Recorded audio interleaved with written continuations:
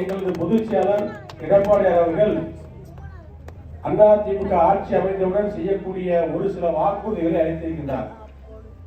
Ration card உள்ள அத்தனை தாய்மார்களுக்கும் அவரது வங்கி கணக்கில் மாதம் 2000 ரூபாய் வரவு வைக்கப்படும்.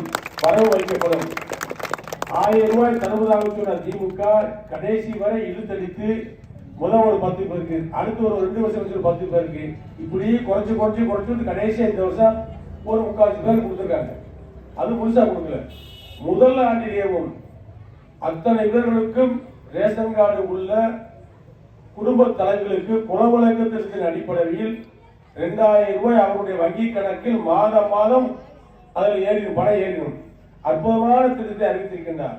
அது மட்டும் இல்ல, நகர்ப்புறங்கள் வாழ்கின்ற மக்கள் அத்தனை பேர்களும் வீடு இல்லாத மக்களுக்கு வீடு இல்லை என்று, சொந்த வீடு இல்லை என்று விஓவிலிருந்து சர்டிபிகேட் வாங்கினாலும் போதும், அடுக்குமாடி வீடுகள் இடம் வாங்கி கட்டி கொடுத்து அவர்களுக்கு இலவசமாக வீடுகளை ஒதுக்குவதற்கான திட்டத்தை அறிவித்திருக்கின்றார்.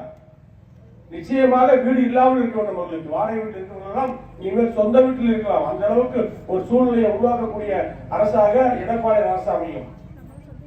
இப்படி பல திட்டங்களை இன்றைக்கு 5 அம்ச கோரிக்கையை அறிவித்திருக்கின்றார் கிராமப்புற மக்களுக்காக. அதுபோக 5 லட்சம் வேலைக்கு செல்கின்ற பெண்களுக்கு 25,000 ரூபாய் மானியம், ஸ்கூட்டர் வாங்கி 25,000 ரூபாய் ஃப்ரீ.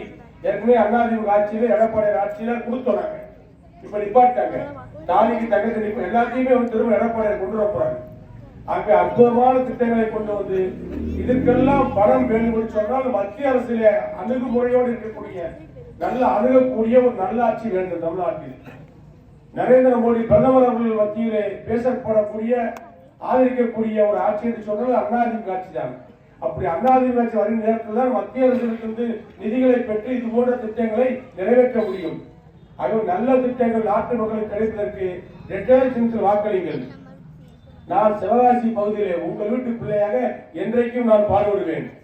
இந்த பகுதியில் இருந்துதான் இந்த அரசியலுடைய அதிகாரமான பதவிகளுக்கு சென்றேன்.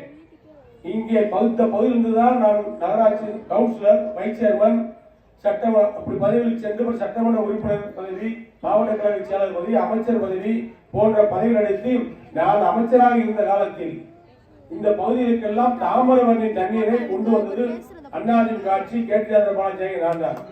அந்த தாமிரபரணி தண்ணீரை கூட இன்றைக்கு திமுக ஆட்சியால் ஒழுங்காக கொடுப்பது கிடையாது.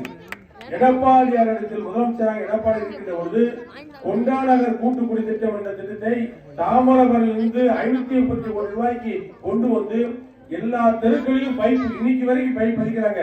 அந்த பைப்பு பதிப்பதற்கு பணம் ஒதுக்கி டெண்டர் விட்டு அந்த திட்டத்தை கொண்டு வந்தது எடப்பாடியார். கேட்டது கேட்டியா? இதான் உண்மை. இதை கூட இன்னும் 5 வருஷமா லேட்டா செய்யல. இதுவரைக்கும் திமுக ஆட்சியில் ஏதாவது நல்லது செய்திருப்பான்னு சொன்னால் நிச்சயம் கிடையாது. விளம்பரத்தால் ஒரு ஆட்சி நடக்க சொன்னால் திமுக ஆட்சி.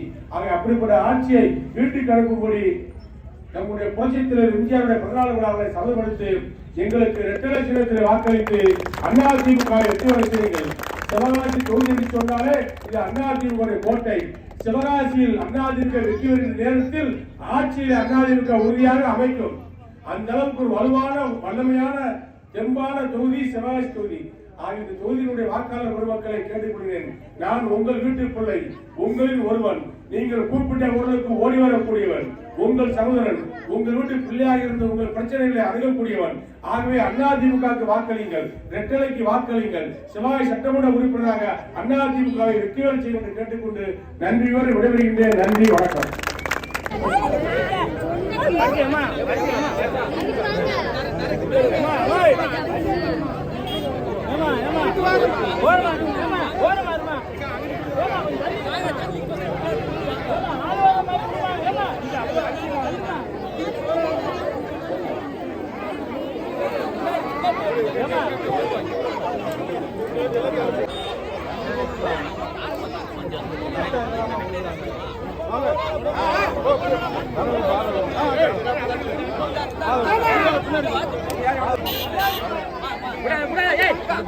பாட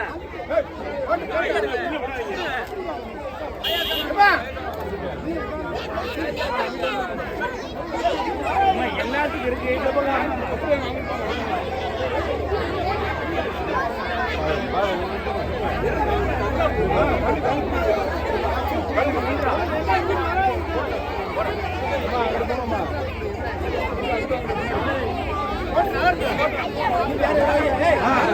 போங்க